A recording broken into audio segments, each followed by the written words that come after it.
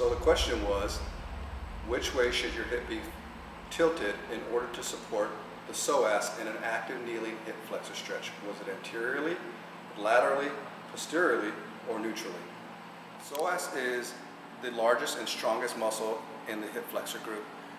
Together, they provide the ability for your body to hinge at the hip or bring your knees located in your lumbar vertebrae connected to your femur.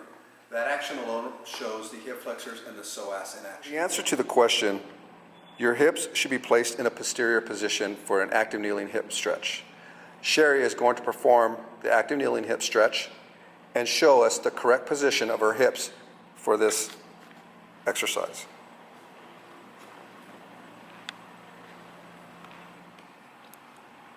As you can see, Sherry has her hips in a posterior position, thus stretching her psoas.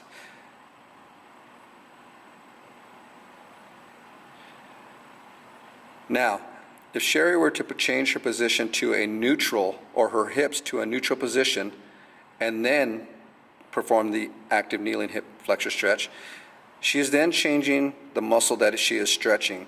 She's changing it to her rectus femoris,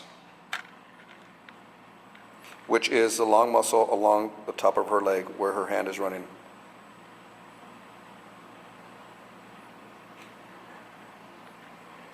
Another way to inaccurately perform this exercise is to push your hips into an anterior position.